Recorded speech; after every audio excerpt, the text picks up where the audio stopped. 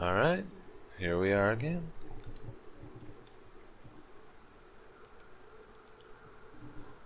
Still preparing for the inevitable. They will declare war again pretty soon, most likely. Hunan annexing Balo 2.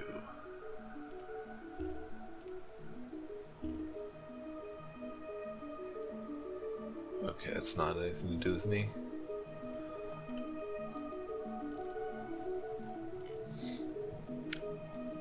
Alright.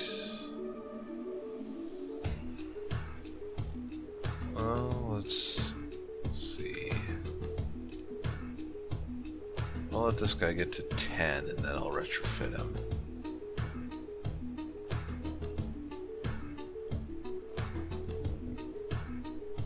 So we gotta try to keep expanding.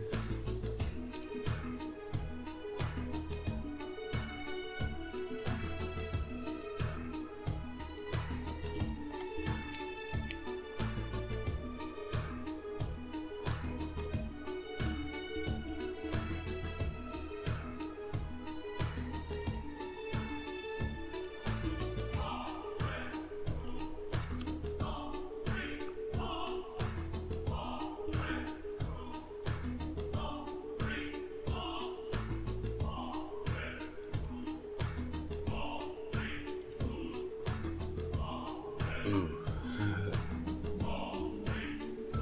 Just barely.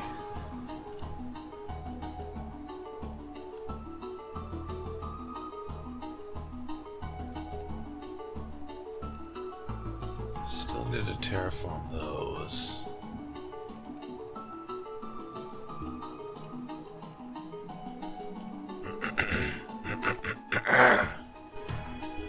Excuse me again.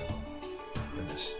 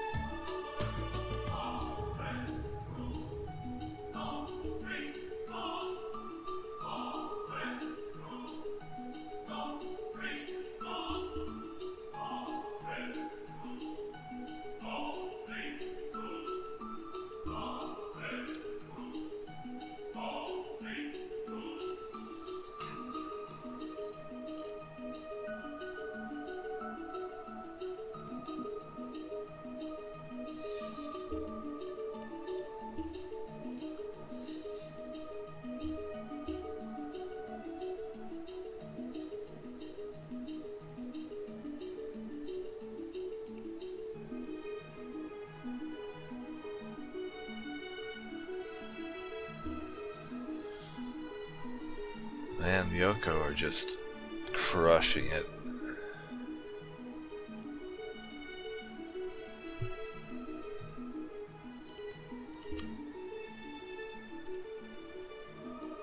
Need a few more asteroids to get to the all-important level.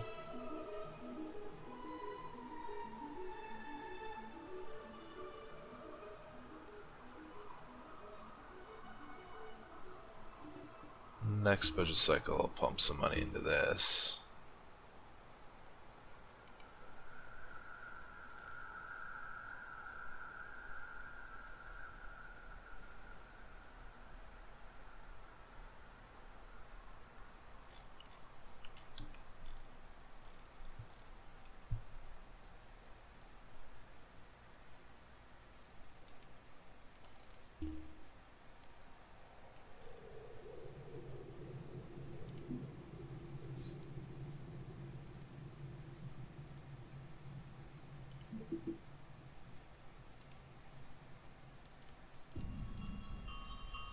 Nice.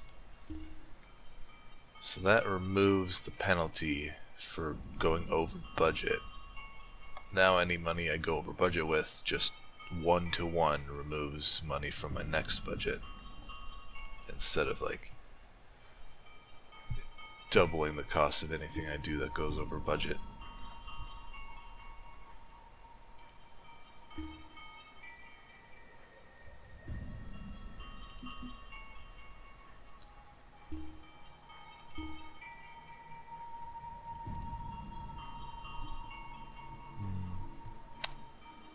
I should try to build a warehouse, at least one warehouse on every planet.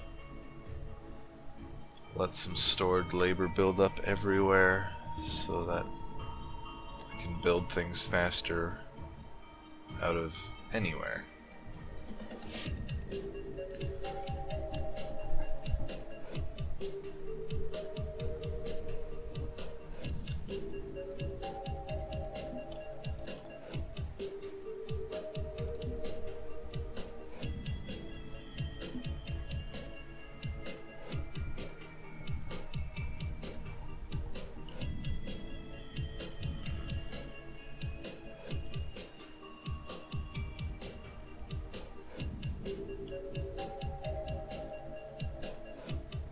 That's unfortunate. I only have access to one more Mark II resource.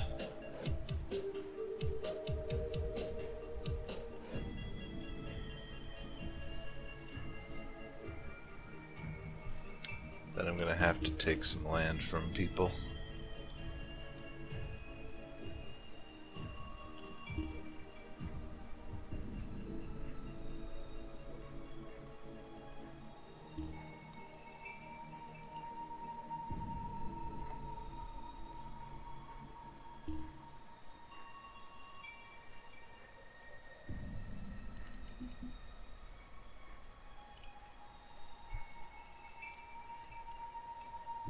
I think it's time I start working on defense. Got an orbital frame.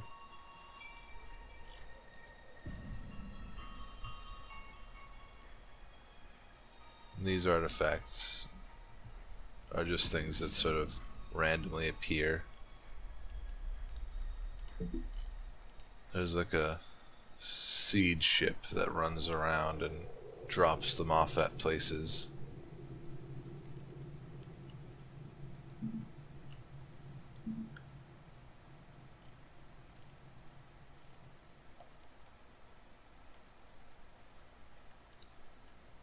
The orbital frame constructor halves the build and labor costs of a station that's built on top of it.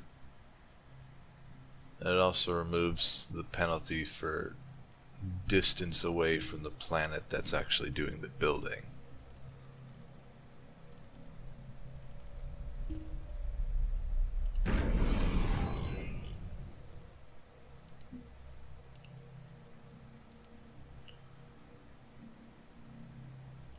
Build one of my life gates down here, get a fast action transport down here, and a defense platform in one.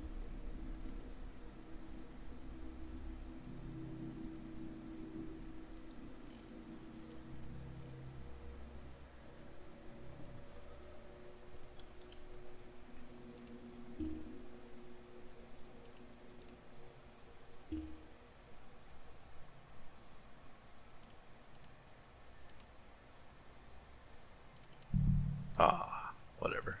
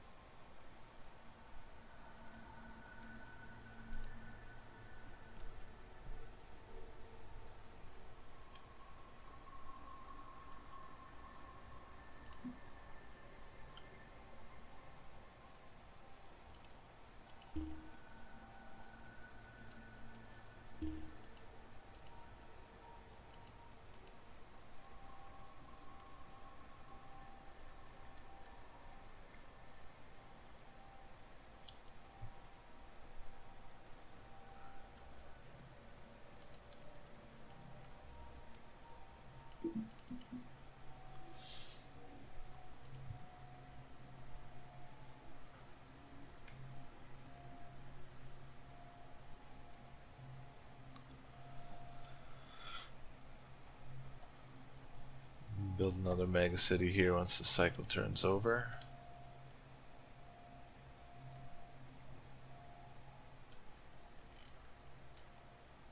Oh damn.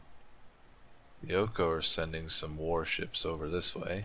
Who are they fighting? Practically everyone. Jesus. They're at war with the Fae, Terrakin, and Hunan simultaneously.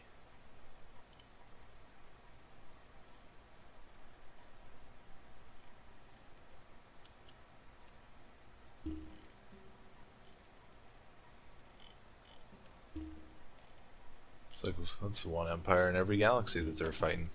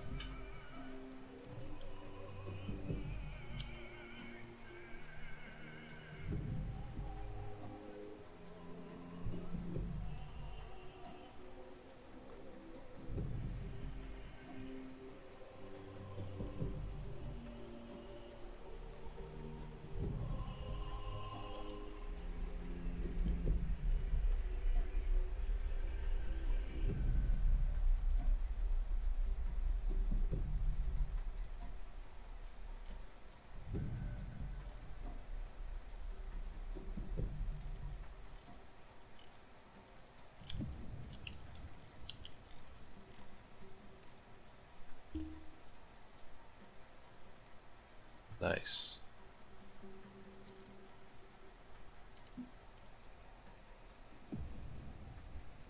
Huh.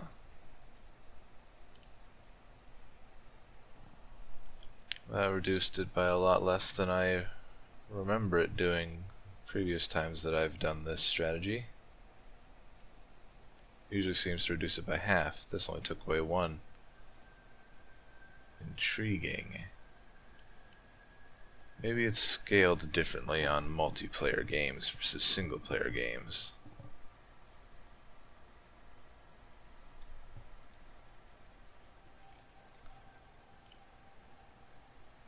Still technically weak compared to other empires, but this at least will give me something to much more easily defend myself with.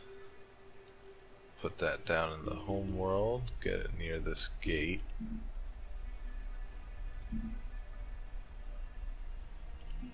All my miners out of stuff to mine. Got some cash. I'll make a... I'll up the size of the tractor beam. Because the bigger it is... Oh, I have destroyer hull now. I can also do that. That's also a very handy thing to do. But the bigger a tractor beam is, or rather the bigger the ship it is, the more easily it can move things.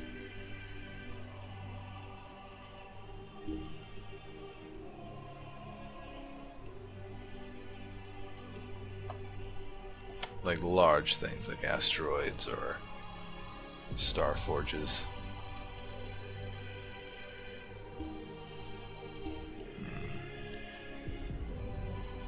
Actually,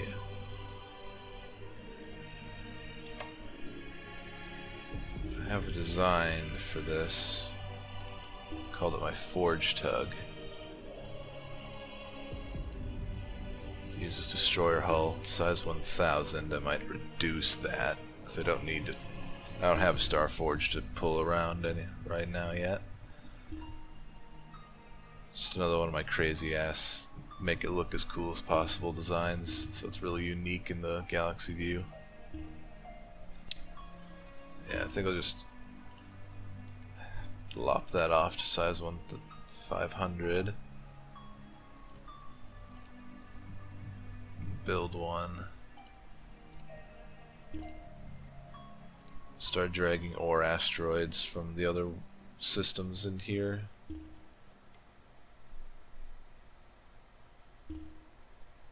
Ooh, Zealotry. Who's winning that? Of course the Yoko's winning that one.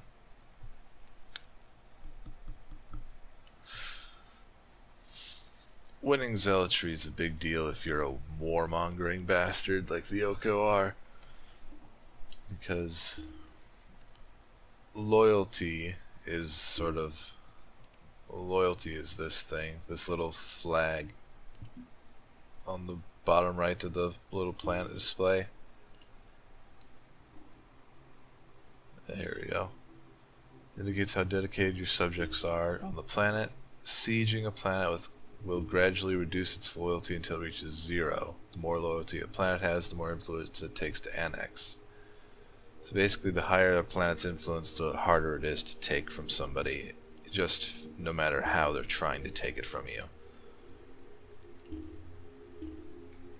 So all planets gain 5 loyalty, and capturing enemy planets through war requires 4 times as much time and twice as much supply. But if you're the most supportive person, like these douche waffles are being, then you are exempt from these penalties to war.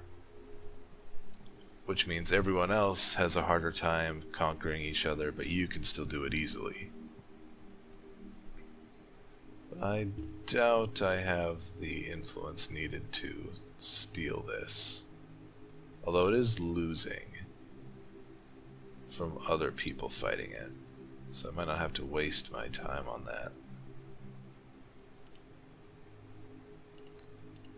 Keep consolidating my power, then break out all at once as a massive superpower out of nowhere.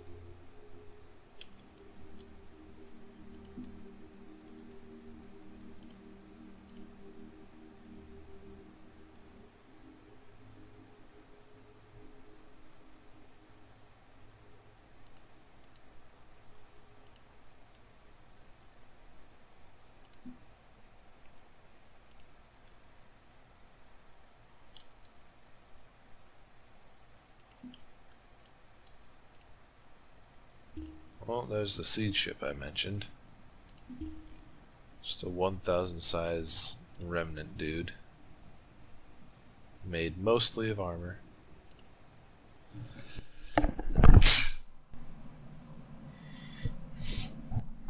Excuse me.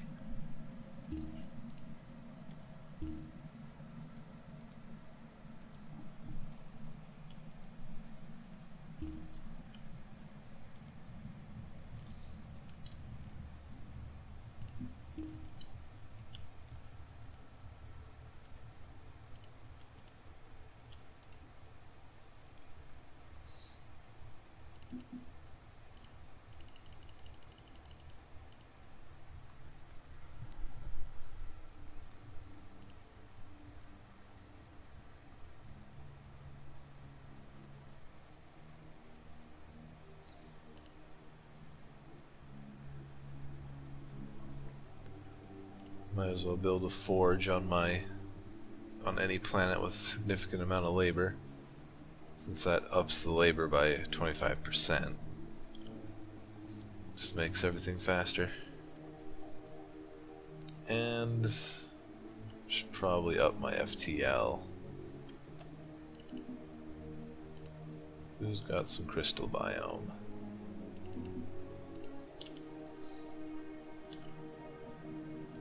This one probably will. Oh, nope.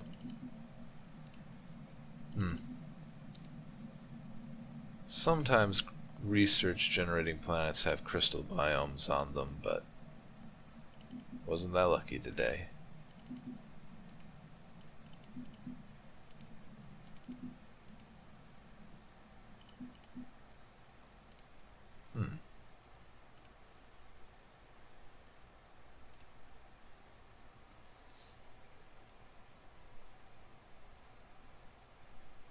$135. It's a pretty good size.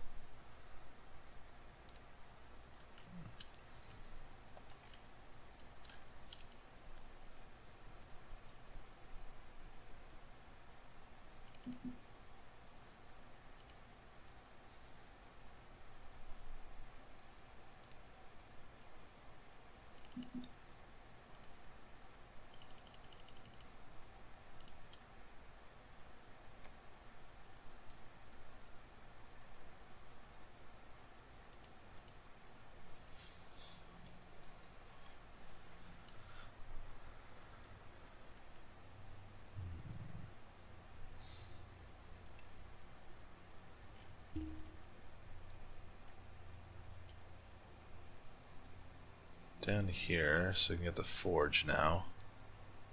Artificial planetoids would be nice.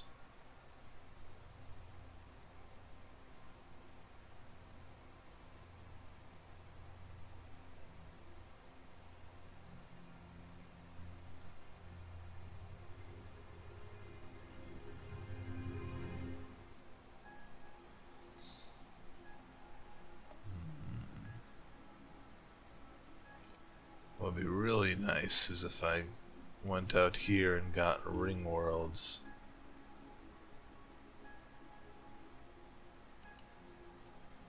But I should probably focus more on warfare so I can actually start fighting.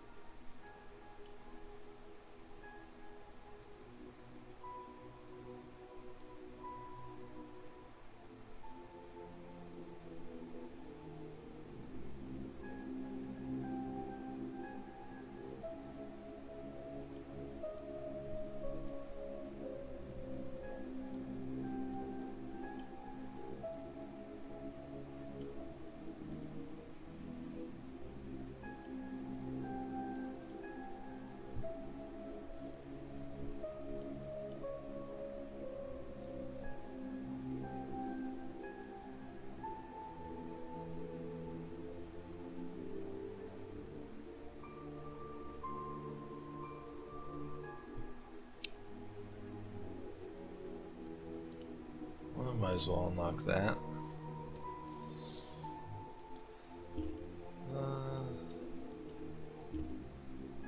We'll go ahead and unlock the Star Forge. I'll queue up for these FTL enhancing attacks. More generation, reduced FTL cost. Nothing will go up for the Muon cannon. That's just an upgraded version of the regular railgun. It's just all around better. There's literally no reason not to have it over the regular once you've unlocked it.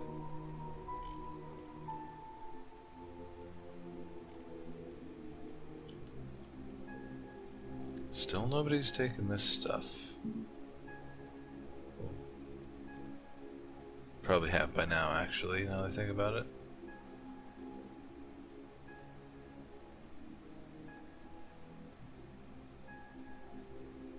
Huh. Oh, because there's still a remnant in here blocking it.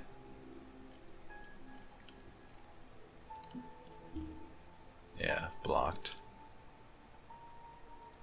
These aren't blocked, which means this is probably taken.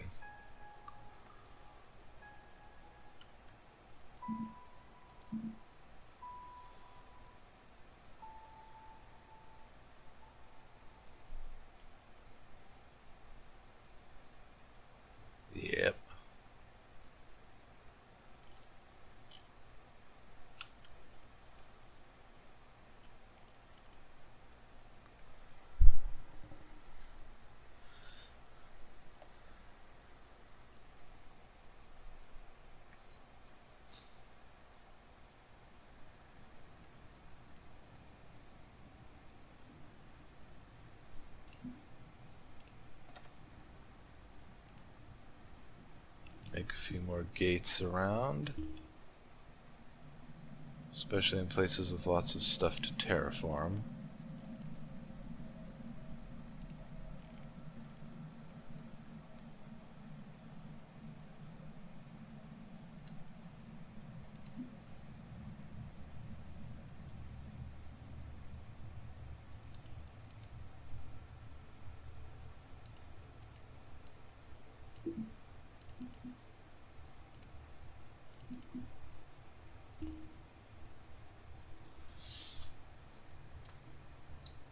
Ooh, intriguing.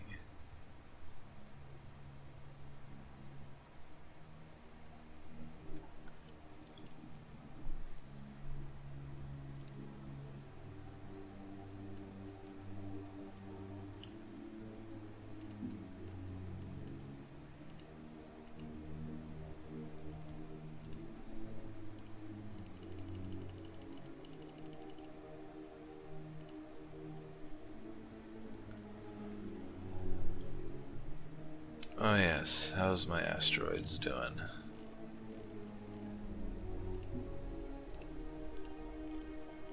Go grab some more. Ooh, that asteroid's got nothing going for it. Good lord. 2 mining trips and that one will be done.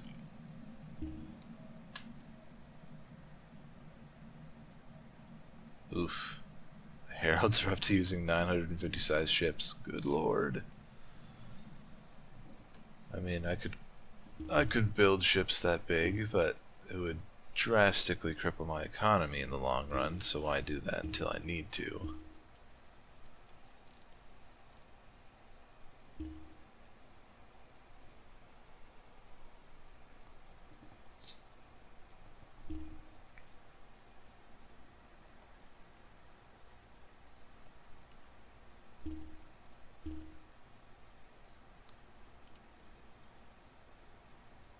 Ooh.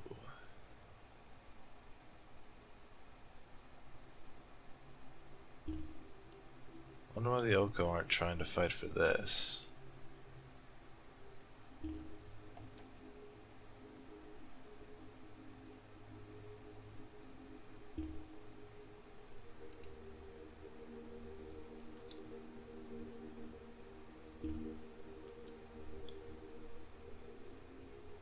Oh yeah.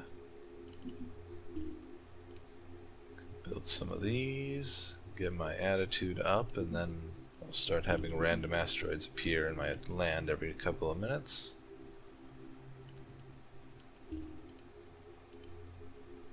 Hopefully 2 is... Aw, I needed 3 more. Shite.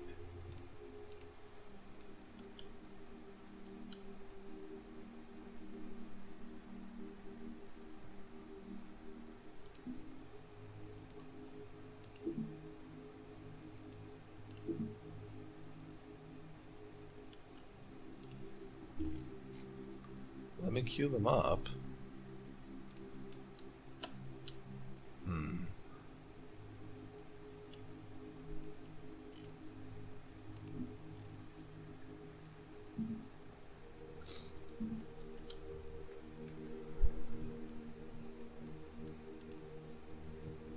I'll put them higher up on the queue.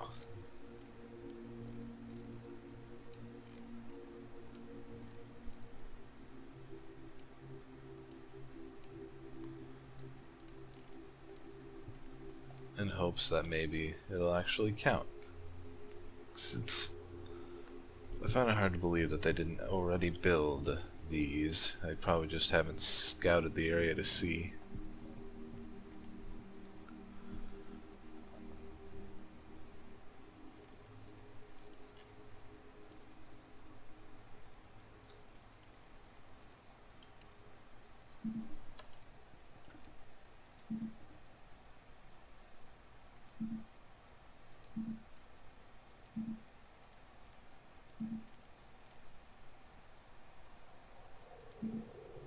They used a star generator here.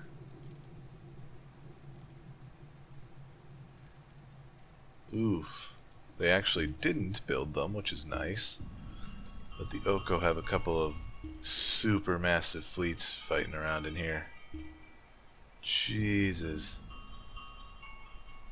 But yeah, since, like I said before, the Oko cannot create new ship designs, these are just the designs they have. All they can do is make them infinitely larger as their economy expands. Jesus. I am gonna need bombs to fight that. I can tell you that.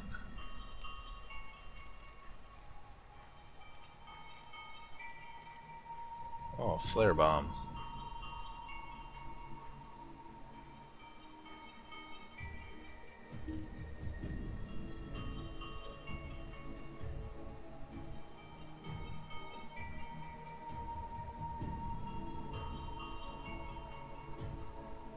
Intriguing. But I'm gonna go for this so that I can eliminate fleet ships much more easily.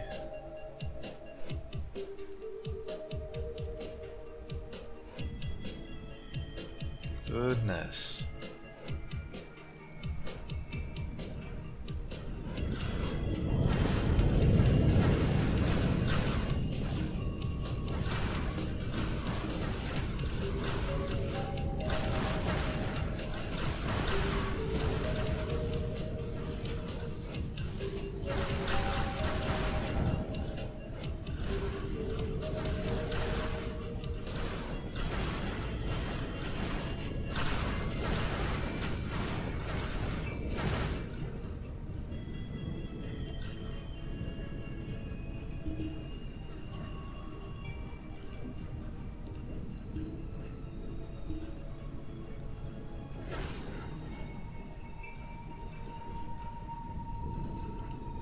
He needs to GTFO before his shield goes down and they take out his hyperdrive. Smart move. Okay, still none of my stuff getting annexed. That would be a terrible thing to try to fight. Oof. Alright, got some Morphics.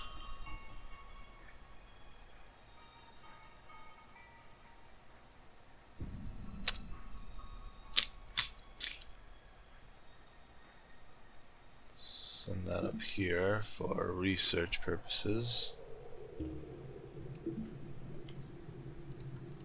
Got some labor going there.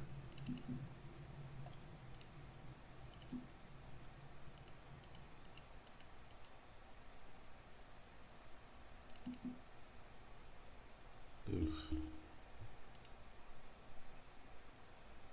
Alright.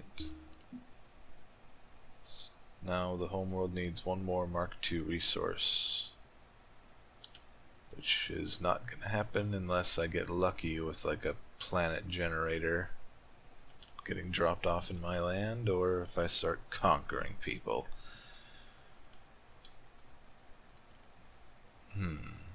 Well, the Oko have taken this, so the Hunan's land here is cut off. They would still come to defend it, but that means that it's not leveled up like it could be, since it's not, its trade borders are cut off from the rest of their empire.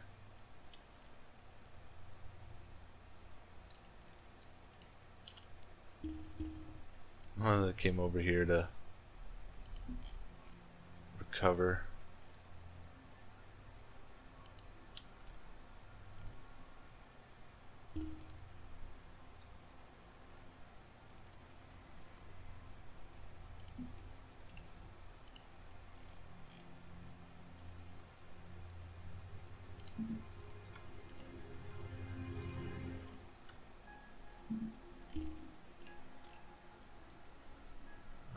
Oh, I got 2 busters around now. That'll come in handy for later.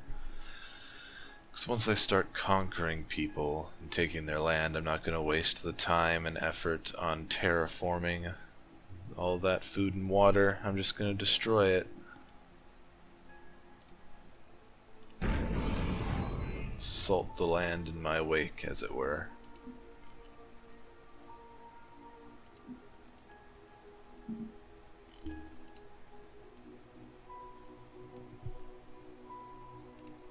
Might as well go for... I don't have enough money yet.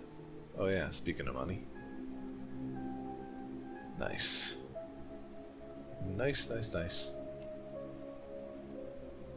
Ooh, that'd be nice to get.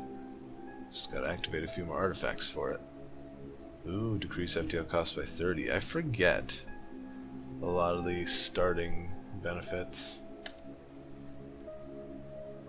Might as well add some random waters to a place just to spend the energy.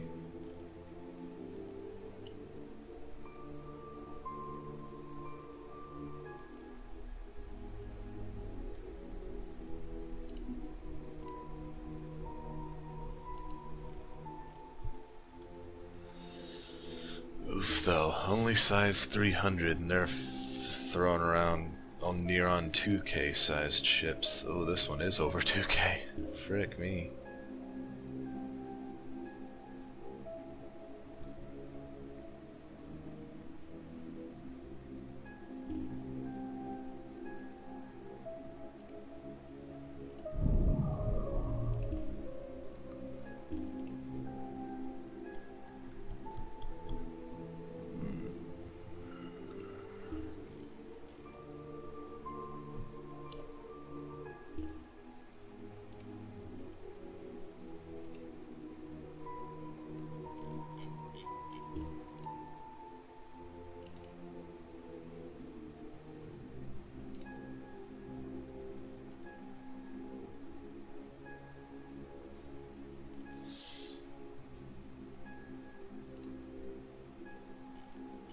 For my dedicated destroyer design.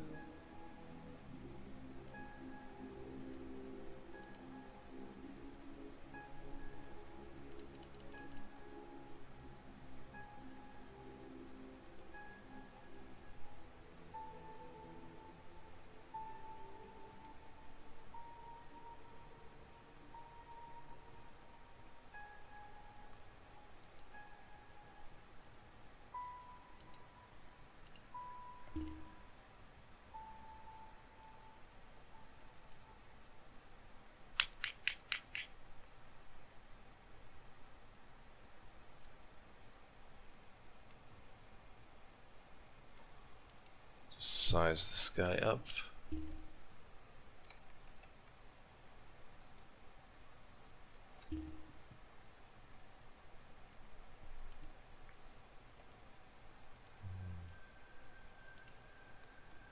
Try to make some of that later.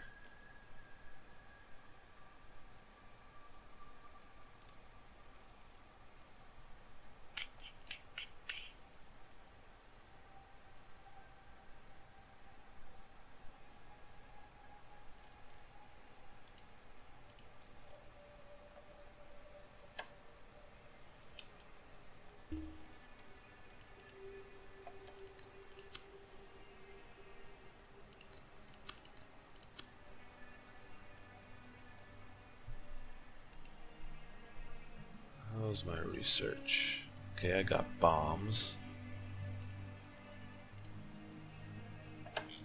Let's import my bomb design.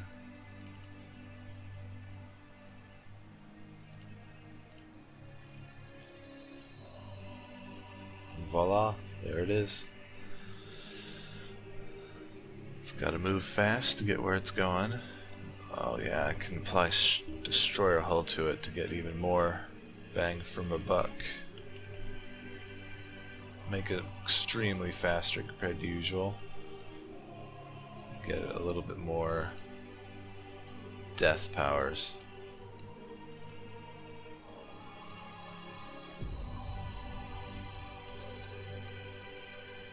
Which takes more energy, but totally worth it in the end.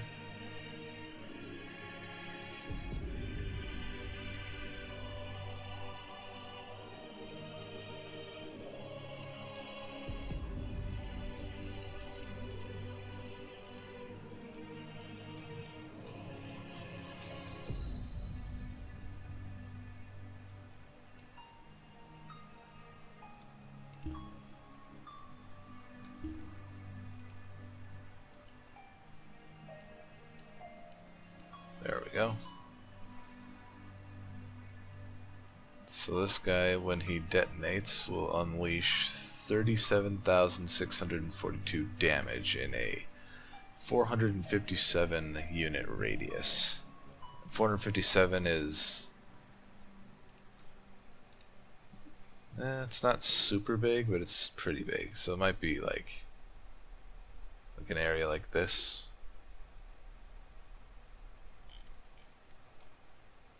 But the most important part is that the only way to defend against that kind of immense damage is to use reactive armor, but fleet ships cannot have reactive armor. So this will be an instant get rid of an enemy's fleet ships completely kind of attack. And then it'll just be my destroyer facing off against whatever is left of their capital ship at that point. I'll activate the other one.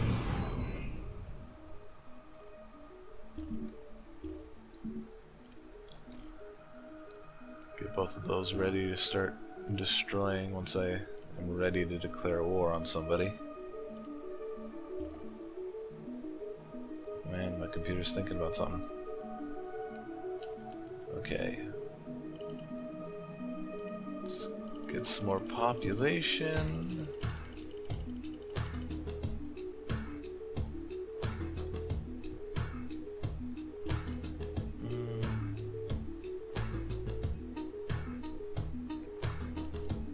Forge on the home world. Up that by a bit. Forges are nice, but as you may have noticed, well, it says it right there, the more forges you construct, the larger and more expensive subsequent forges become, and that's a galaxy-wide thing. Ooh, I am way the frig over pressure. Unmake a few citizens. Make a mega city.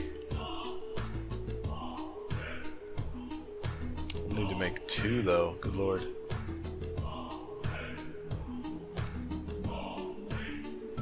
Might as well put a floating continent on the home world at this point, give me a little extra space.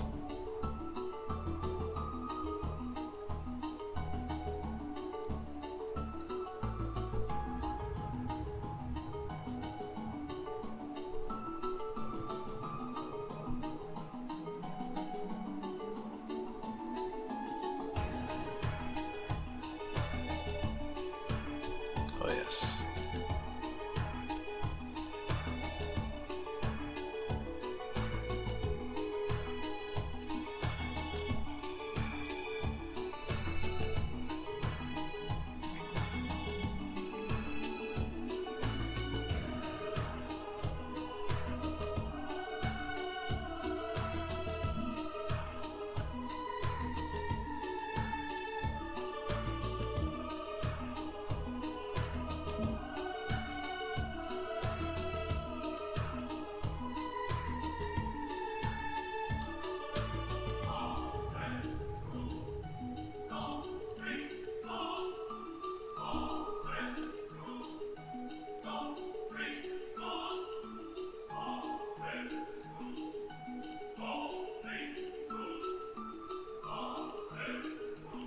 Might as well start, now that I can afford to do it, I might as well start doing the textile shuffle. Just turning worlds into worlds that produce more money. I guess I didn't mention this before, but the big deal about the mono not requiring food and water is that any Mark 0 planet costs you money to own, and food and water planets will only ever be Mark 0.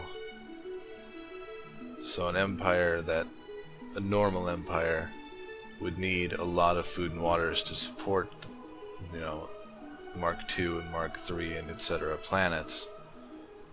So that comes with a lot of negative costs. This one's costing me so much less because of all the crap I built on it, but anyway.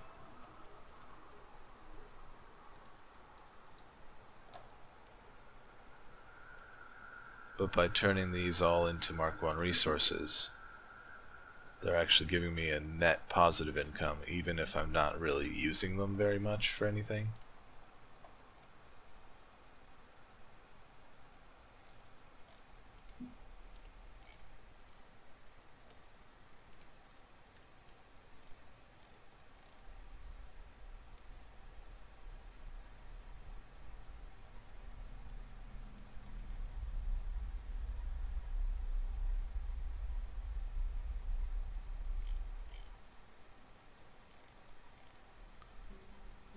Nice little 8.7K asteroid.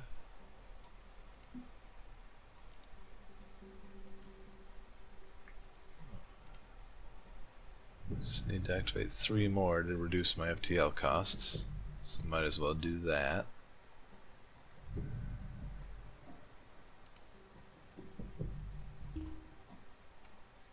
Make a few support stations. Then I might as well spy on some people once my energy builds back up. Okay.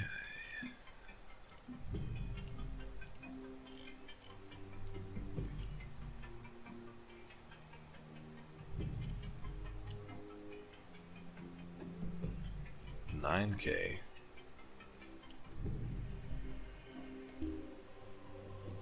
But I'll start going back to pulling them in from closer to home. See what's going on around this part of the universe. These just give you a little bitty spy probe that you can't control. It'll periodically fly around through other people's lands until they destroy it.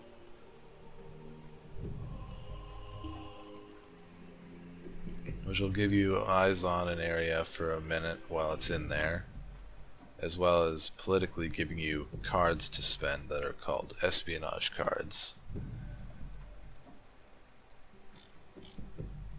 And those can be played without revealing your identity, which is important because in votes there is, like this, leverage, which can be used against anyone who openly either supports or opposes something, but espionage does not openly oppose or support it, allowing you to put influence into a vote without being able to have someone else use leverage cards against you.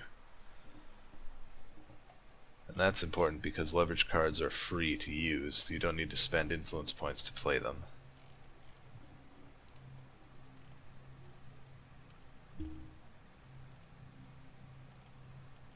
Okay, this guy's at, 15 already, Jesus.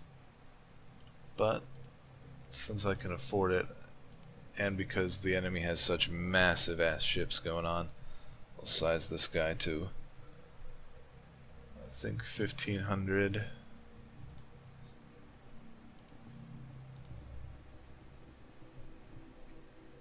And one of the things that affects the retrofitting and how much veterancy goes down is how significant the retrofit was.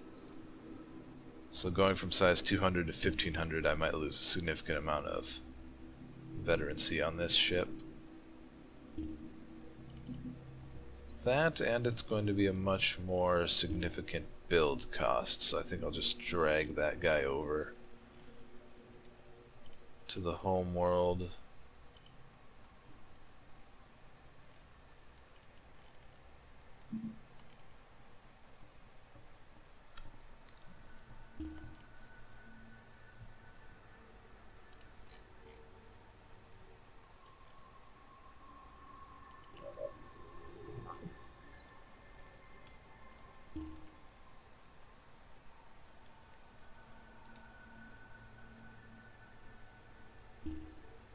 Okay, my FTL costs are decreased. That's nice.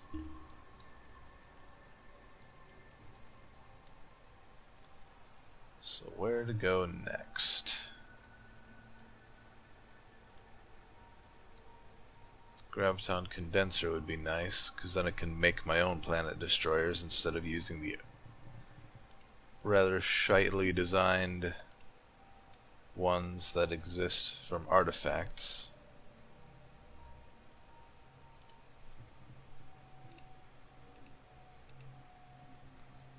Could get the antimatter generator to help support it.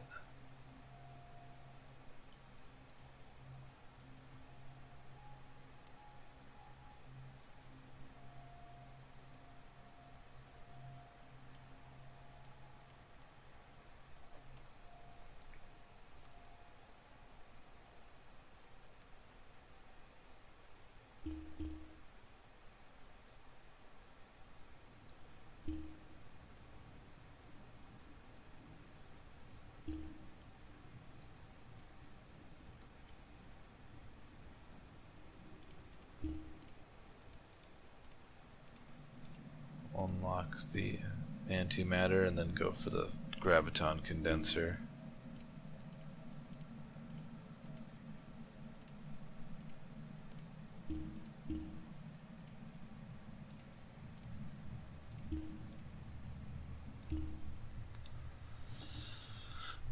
Alrighty.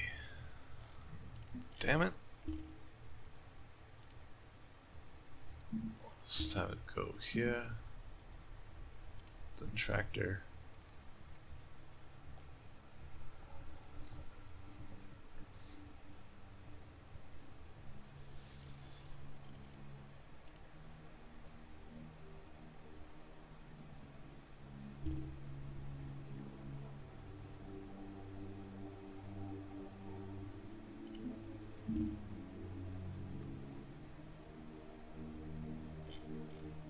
Alright.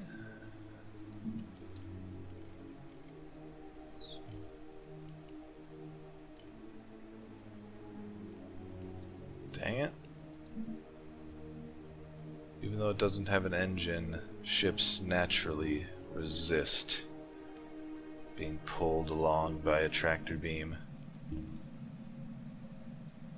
Where the frick are you going?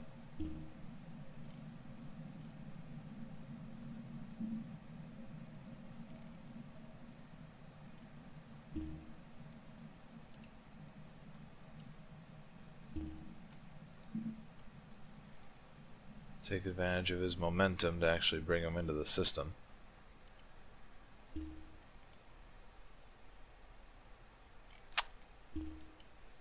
Freaking thing.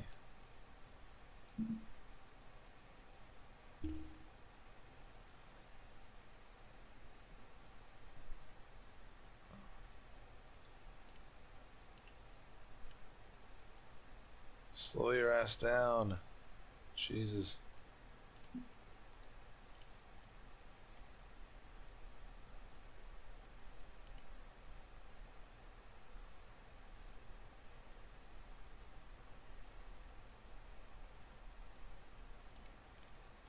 Goodness.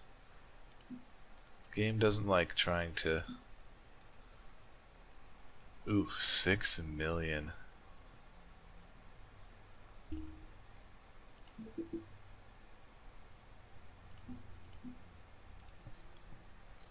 Cannot afford that for a little while.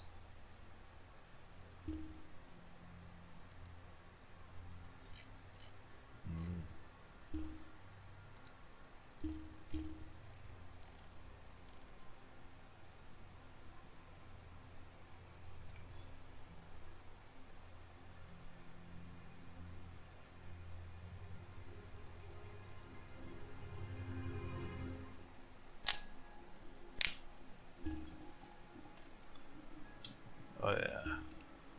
Okay, I should be getting new asteroids every now and again. Gotta keep an eye out for those, because it's not going to announce it to me that another one's shown up. I just have to notice it.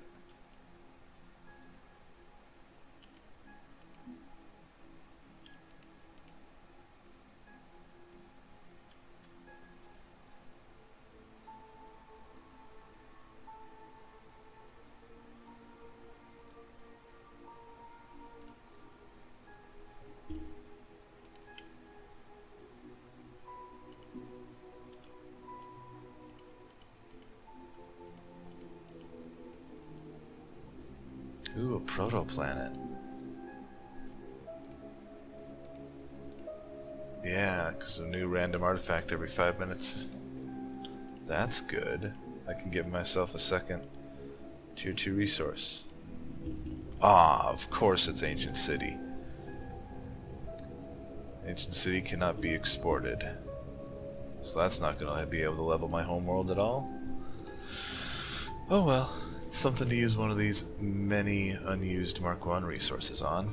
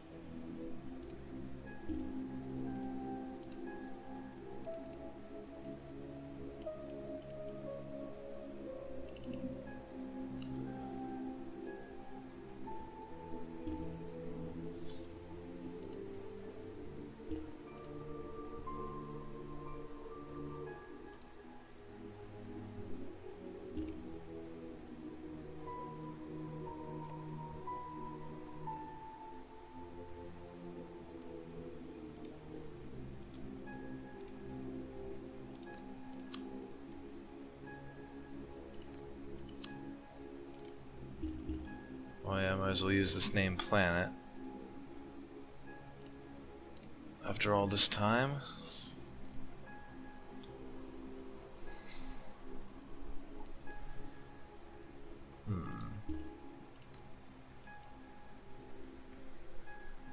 What should we call the homeworld?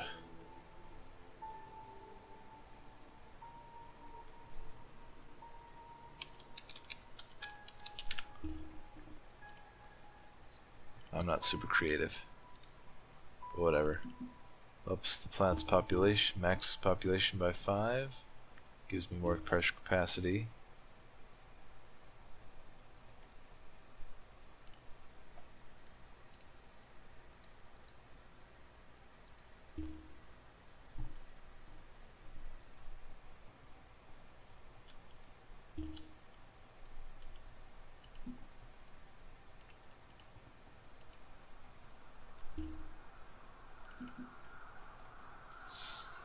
And since Ancient City cannot be exported, this planet will be using its own Mark II resource. So I can just give it another Mark I to turn it into a level 3 planet. Which will be somewhat nice. Oh yes, do I have any extra populations? Because I kind of stopped using these guys to build with. Like I had been for a while.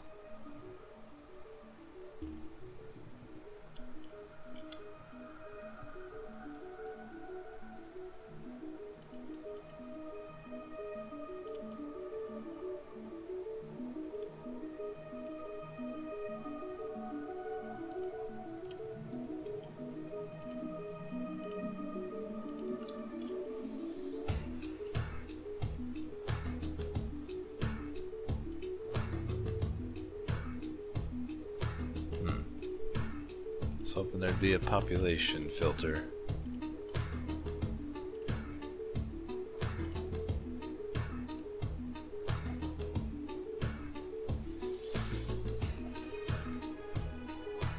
But I guess the mono is the only race that's able to have more than max population on a planet, so there wouldn't be a reason to have that filter.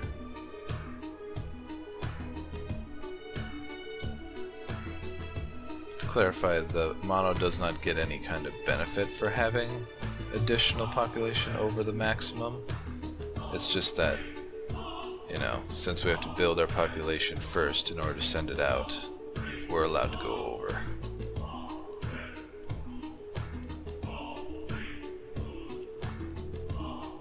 Man, this is expensive.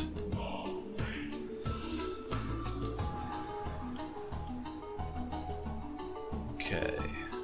Ooh, a stellar generator. That's nice. Once I get up to 2k energy, I can make a star for myself. And that'll come with like 3 to 5 protoplanets, which will give me 3 to 5 more shots at getting a usable Mark II resource.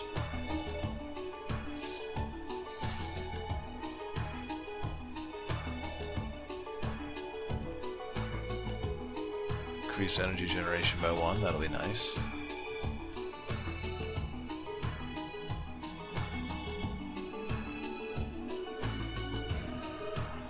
Alright. So, in a few minutes I'll be able to make a Star Destroyer design.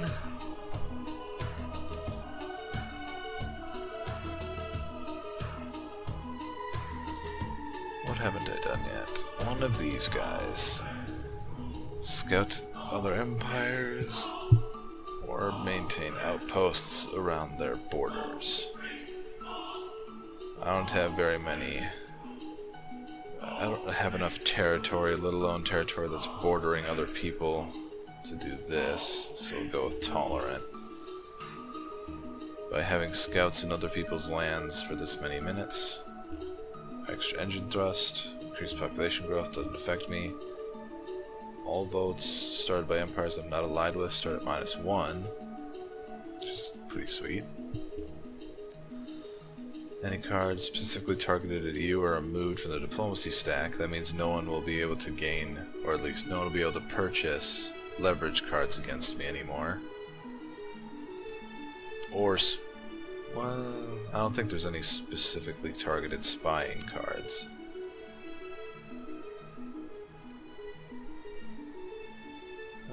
Empires who are at war, start war with, lose half their stored influence and energy, and then have a halved income of those things for 6 minutes, as well as research.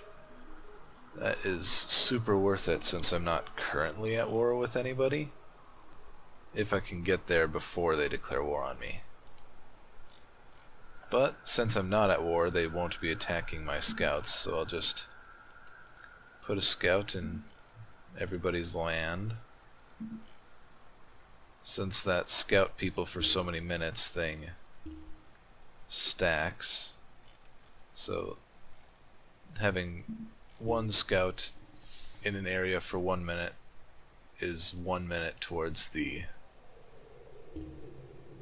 goal, but having 3 scouts at once for 1 minute is 3 minutes towards the goal. So having as many scouts as possible will reduce the time by a lot. There's still a remnant up here I haven't killed? Go murder it. Didn't even notice that. Okay. So now I'm starting to fill out my territory. Oh yes, do I have the cash to do this dude yet? Yes, it let me. It drained all of this budget, all of next budget, and a little bit of the budget after that, but it let me do it. Normally it doesn't let you go that ridiculously over budget, but since it was all on a single purchase, I think it let me anyway.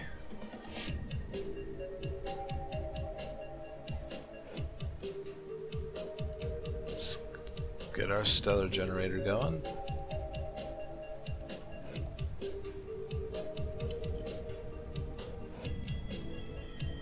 What happens if I let go of you? Are you gonna keep wobbling along? Why? You don't have engines, just stop moving.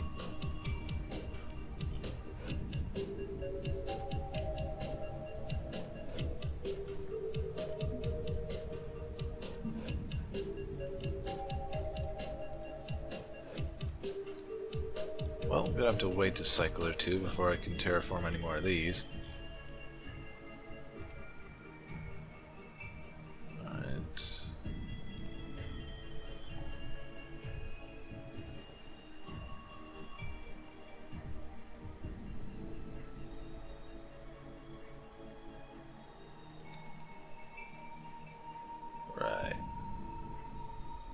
It's overpressure.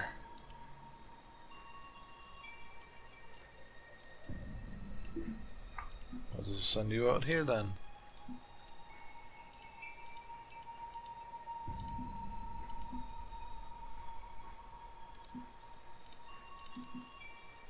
Nice.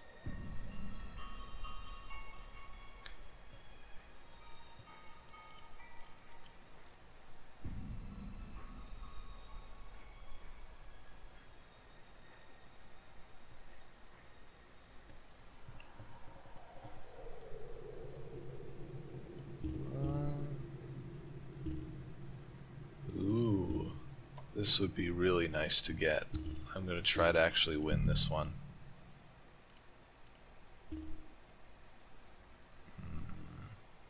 Have to wait for more influence points. But yeah, a new system defended by powerful remnants discovered near my empire. It's basically just another star full of planets will show up somewhere. It'll have very, very powerful remnant fleets that I'll have to try to destroy, but it's got the potential to have some kick-ass planets in it. So I want it.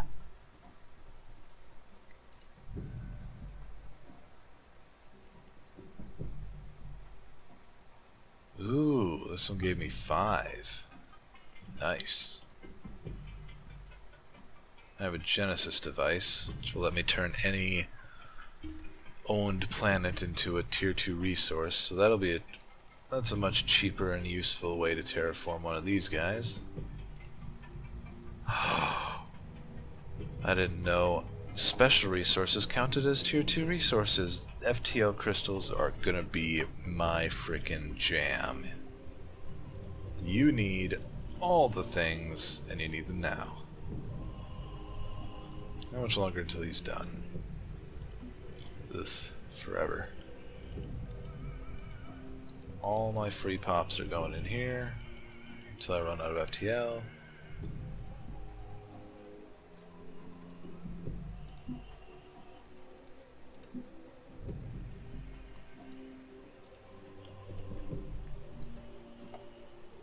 FTL crystals are amazing. I think I talked about them in one of the first 2 episodes. But yeah, increases your FTL generation significantly. And at level 4, it gives you vision over every fleet in the universe that's traveling through hyperspace. And at level 5, it makes any FTL, anything done in this system that would normally cost FTL, no longer would cost FTL. It'll be free. So if I turn this into basically my Homeworld 2.0, any populations I'm sending out to the end of the universe from this system, once this guy gets to Mark 5, will not cost any FTL, no matter how far away it is, regardless of any gates. That'll be sweet. Especially once we start conquering other galaxies, and I need to send populations way the frick. I mean, I could build gates to do that, but now I don't even need to do that. So, now I just need to wait and build up 1300 energy at a time to turn each of these into some kind of Mark II resource. Oh, I won. And of course, nothing worthwhile. Damn it. 1 Mark 1, bunch of crap. Oh well.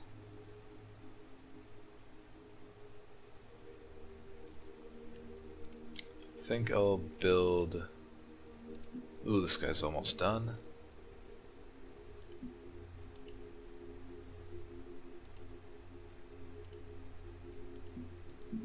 There we go. Yeah, that more than halved it. That drastic of a size increase. He's only got 6 veterancy now.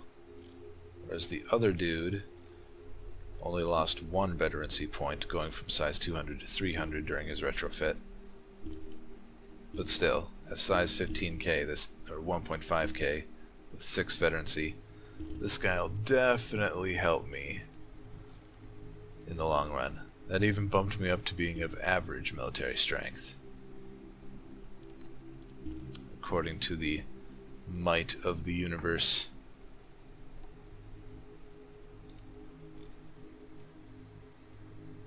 But yeah, now that he's done being built, I'm going to use some of my monies to make some commerce stations. Commerce stations are useful for several things.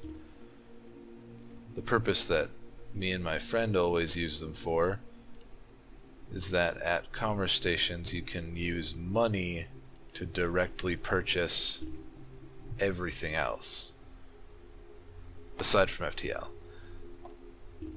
So this one's done. So I can use 500k money to produce 4 influence points, and this is pretty much the only one that's ever worth using because it'll always give you 4. Everything else, how much it gives you, diminishes based on your own natural, like, where you are in that. Like, the more energy you have, the less energy you'll continue to produce. So at 1600 energy in the bank, 300k will only give me 84, now 83, now 82, and then research is never going to be worth doing unless you go out of your way to build a commerce station the minute the game starts and then buy a few times there, then that would be worth it. But yeah, at this point there's never any purpose to buying research. But after I spend 1300 energy on a Mark II planet and my energy reserves drop to near 0, this will get me like 500 energy at a time. Yoink. So now I'm at only 400 reserves, get 400 more. This will allow me to very quickly return. Well, it would if I had any money left on this budget cycle after building these damn stations, but would allow me to very quickly return to 1300 energy and spit out another Mark II planet.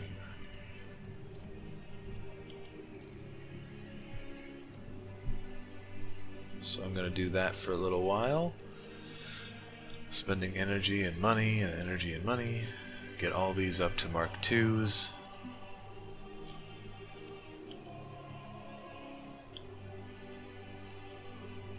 Ooh, got an arcology. That'll be handy.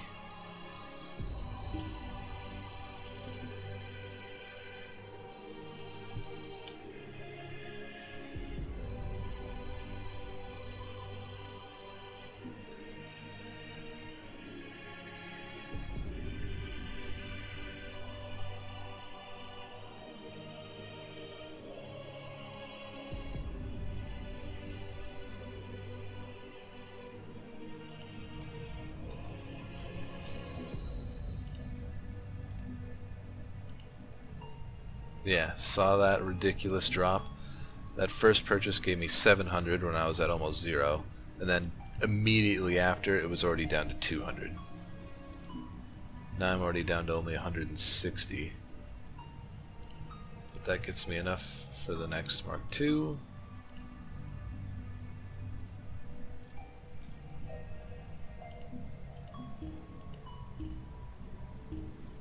And now all these guys are on cooldown, because you can only perform a purchase once every 3 minutes.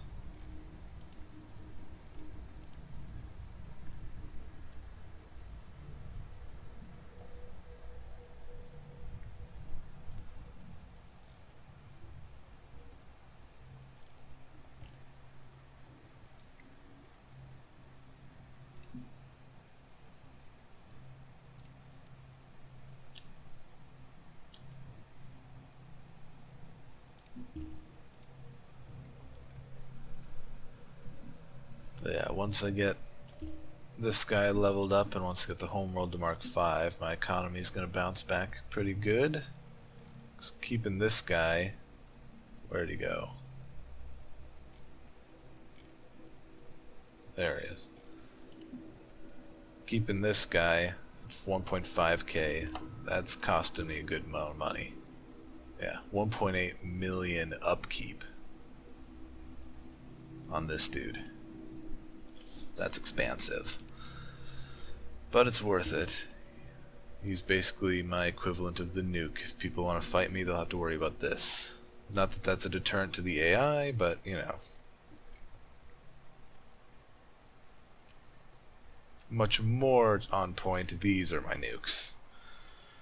As soon as anyone declares war on me, now that I have this, I'm basically invincible, which is why bombs are so overpowered against the AI. Humans are much more capable of defending against this tactic, but the AI just doesn't understand it, which is unfortunate. But at the same time, it's whatever. In order to make the game more interesting in a future episode or in a future game, probably not this one because the mono need every advantage they can get in order to survive. But in a different game, when I'm playing as a normal race that would be on par with these dudes at this point in time, without using these exploits, I might just purposefully not research bombs, just because. Because again, I mean, this design, this kind of thing, once more falls into the category of exploit, because I doubt that this is what the developers intended when they added self-destruct devices. It's probably more likely supposed to be, well, given the way that it's used when the AI develops it, because AI other than the Oko use the generate random design option. Like, that's how they make their designs.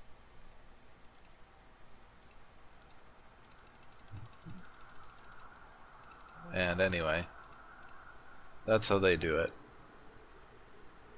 And there is... I haven't... it's been so long since I tried to do this, I can't remember how it is. Somewhere there's a way to set in some kind of parameters to the random number generator. Like, have this many weapons, have this much armor, etc. I cannot for the life of me remember where that's located.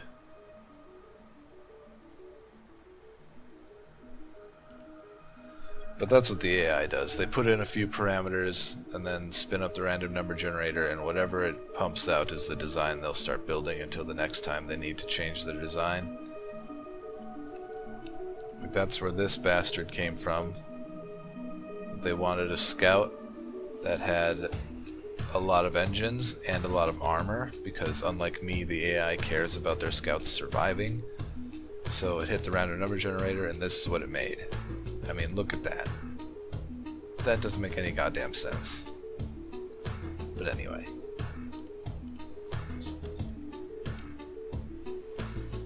Oh, can go for another Mark II. Ah, another ancient city. Good lord. Let's buy me some Inauja. And last Mark II. Nice. But now it's been probably around an hour, so I'm going to call this an episode. I should probably start actually using a timer instead of trying to just keep an eye on the clock myself. But see y'all next time.